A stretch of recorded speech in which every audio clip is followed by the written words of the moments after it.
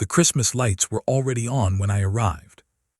Red and gold bulbs blinked along the roofline of the house I once built with my own hands.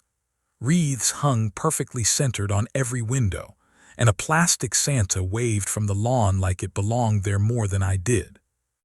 I stood on the sidewalk for a moment longer than necessary, gripping a small gift bag that suddenly felt too light for the weight I was carrying inside my chest. This was supposed to be a happy night. Christmas Eve, family, warm food, laughter. That's what I told myself as I rang the bell. The door opened, and my son barely looked at me. "Come in," he said flatly, already turning his back. No hug, no smile, no Merry Christmas, Mom. Inside, the house smelled of cinnamon and roasted meat. His wife laughed loudly in the kitchen, and relatives I hadn't seen in years filled the living room, sipping wine and complimenting the decor. Everyone looked comfortable. Everyone except me. I took off my coat slowly, aware of how old it looked compared to the designer jackets hanging neatly by the door. I smoothed my hair, already feeling like an intruder in a place that used to feel like home. I used to live here. Not as a guest. Not as a tenant. As a mother.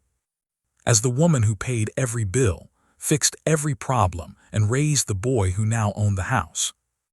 We gathered around the table, and conversation flowed around me like I was invisible.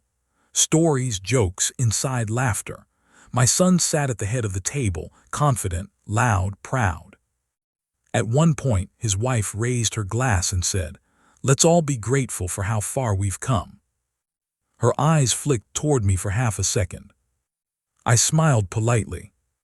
Dinner went on, plates emptied, wine flowed more freely, and with each passing minute, I felt the tension building inside my son like a storm he had been waiting to unleash.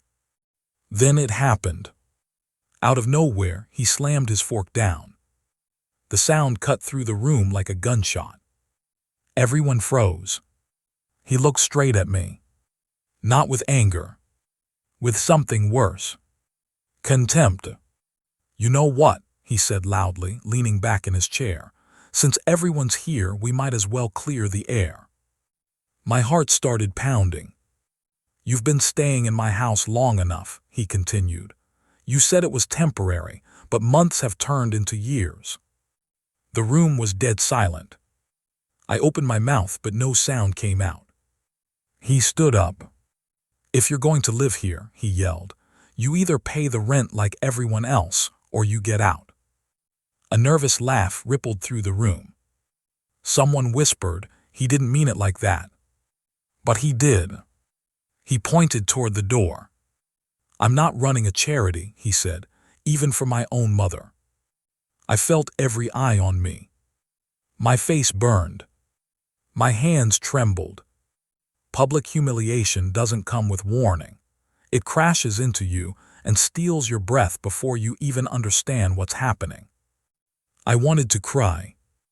I wanted to scream. I wanted to remind him of every sacrifice I had made. The nights I stayed awake nursing him through fevers. The jobs I worked to keep the lights on. The dreams I buried so he could have a future. But I didn't say a word. I didn't defend myself. I didn't beg. I didn't explain. I simply stood up, picked up my coat, and walked toward the door. Behind me, someone muttered, "That escalated fast." Another voice said she should apologize. I stopped at the doorway, turned around, looked straight at my son, and said quietly, "I'll be gone by morning." Then I left. That night I didn't sleep. Not because I didn't have somewhere to go, but because something inside me finally snapped into clarity. You see, my son believed he had power over me. He believed I was dependent. He believed I was weak. And most of all, he believed I had nothing left. What he didn't know was that silence is not surrender. It's strategy. The next morning I packed my things. But not everything. I left behind furniture, clothes, personal items. I wanted the house to look exactly the same, so no one would suspect what was coming. Then I made a phone call, then another, and another. By noon, I had signed documents my son never thought I still had the authority to touch. You see, years ago, before his promotion, before his marriage, before this house became his, I had quietly done something smart. When he begged me to help him buy the house, my credit was better than his. The loan, the paperwork, the legal safety nets, they were all in my name. I never told him, because I trusted him, because I was his mother, and because I never imagined I would need protection from my own child. By evening, the locks were changed. Legally. By the time he realized what was happening, it was already too late. His phone rang nonstop. Missed calls, texts, voicemails. Mom, what's going on? This isn't funny. Call me back. I didn't answer. Not yet. 2 days later, I showed up again. Same house. Same door. Different power. He opened it and went pale. Behind him, his wife stood frozen, her mouth slightly open. I need you both to sit down, I said calmly. He laughed nervously. Mom, seriously, we need to talk. Yes, I said, we do. We sat at the same table where he had humiliated me. This time I spoke. I reviewed the mortgage, I said, the deed, the loan. His smile faded. This house, I continued, is legally mine. Silence. The kind that makes your ears ring. What? His wife whispered. I co-signed, I protected myself, and I never removed my name. My son stood up so fast his chair scraped the floor. You can't do this, he said. I looked him straight in the eyes. Pay the rent, I said quietly. Or get out. He stared at me like he was seeing a stranger. A woman he no longer recognized. That was the moment everything shifted. Power doesn't announce itself. It reveals itself.